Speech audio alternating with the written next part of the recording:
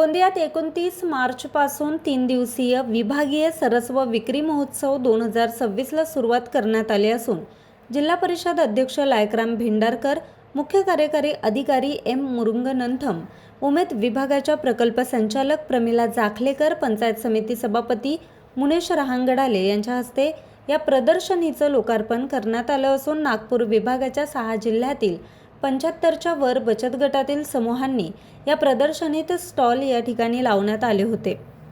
उत्पादित केलेल्या वस्तूंची विक्री या प्रदर्शनी ठिकाणी लावण्यात आली आहे। तर ग्रामीण भागातील महिला स्वयंसहाय्यता समूहातील महिलांच्या हाताला काम मिळवून देण्यासाठी, त्यांच्या दर्जेदार उत्पादनांना हक्काची बाजारपेठ उपलब्ध करून देण्यासाठी उमेद विभागाच्या वतीनं गोंदियात 3 दिवसीय विभागीय सरस व विक्री महोत्सव 2026चं आयोजन करण्यात आलं असून ही प्रदर्शनी 29 ते 31 मार्च 2026 या कालावधीत गोंदिया शहरातील प्रीतम लॉन या ठिकाणी भरवण्यात आली आहे। सकाळी 10 वाजल्यापासून रात्री 10 वाजेपर्यंत ही प्रदर्शनी लोकांसाठी खुली असेल।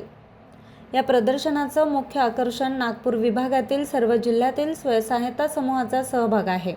यामध्ये ग्रामीण समूहातील महिलांनी बनवलेल्या आकर्षक वस्तू, हस्तकला आणि गृहोपयोगी वस्तूंचे प्रदर्शनी व विक्री, ग्रामीण महिलांनी तयार केलेले मसाले, लोणचे, पापड, सेंद्रिय धान्य एकाच छताखाली विक्रीकरता उपलब्ध करून देण्यात आले।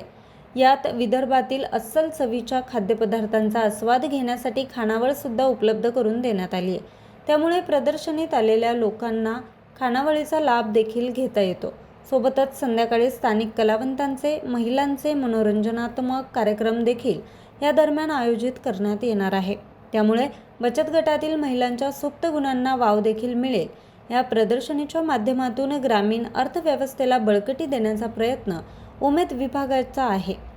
त्यामुळे जास्तीत जास्त नागरिकांनी या प्रदर्शनाला भेट देऊन समूहाच्या महिलांना प्रोत्साहन द्यावं असं आवाहन मान्यवरांनी नागरिकांनी केलंय। निश्चितच या कार्यक्रमाचा एक आनंद आहे।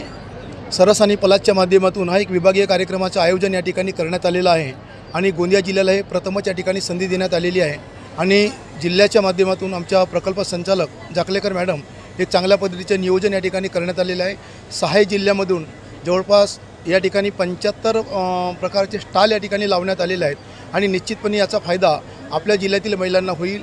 आपल्या ग्रामीण भागातील महिला 3 दिवस या ठिकाणी भेटी देऊन एक चांगल्या पद्धतीचा उपक्रम या ठिकाणी राबवणार आहोत आणि महिलांचा एक आर्थिक विकास झाला पाहिजे हा एक शासनाचा उद्देश आहे।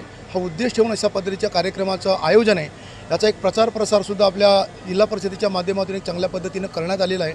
याचा फायदा आमच्या महिलांना होईल असा एक आत्मविश्वास मला वाटतो आहे। आपल्या जिल्ह्यामध्ये विभागीय स्तरावरचा पलास कार्यक्रम मेळावा 3 दिवसीय विक्री प्रदर्शन गोंदियामध्ये चालू आहे। याच्यामध्ये सगळ्या जिल्ह्यातून आपल्याकडे वेगवेगळे 75 महिला बचत गटांनी त्यांनी बनवलेल्या वस्तू इकडे विक्रीसाठी ठेवलेल्या आहेत। त्याच्यामध्ये सर्व गोंदियाकरांना आमचं आवाहन आहे की याच्यामध्ये गोंदियामध्ये येऊन नक्की तुम्ही सर्व स्टॉलला भेट द्यावं, तसेच तुम्ही विक्री करून आपल्या बचत गटांना तुम्ही सहकार्य करावं एवढे विनंती। थँक्यू। नागपूर विभागाच्या वतीने जे महिला बचत गटांना प्रोत्साहन देण्यासाठी आणि त्यांनी उत्पादित केलेल्या मालाला विक्री आणि बाजारपेठ उपलब्ध करून देण्यासाठी जे प्रदर्शन आयोजित केले जाते ते यावर्षी ते प्रदर्शन आहे ते आपल्या नागपूर विभागाचं गोंदिया जिल्ह्यामध्ये आयोजित केलेलं आहे। सदर प्रदर्शनामध्ये गडचिरोली, त्याचबरोबर चंद्रपूर, वर्धा, नागपूर, भंडारा या जिल्ह्यातून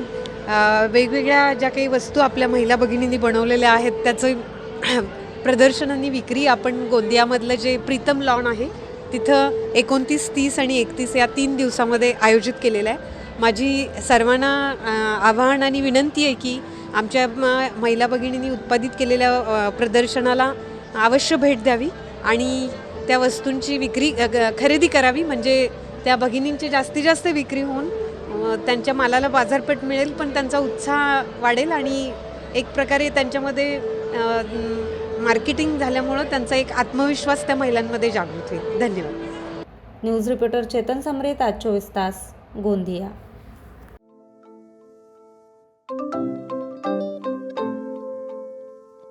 नवनवीन आणि ताज्या घडामोडींसाठी आज 24 तास सबस्क्राईब करा.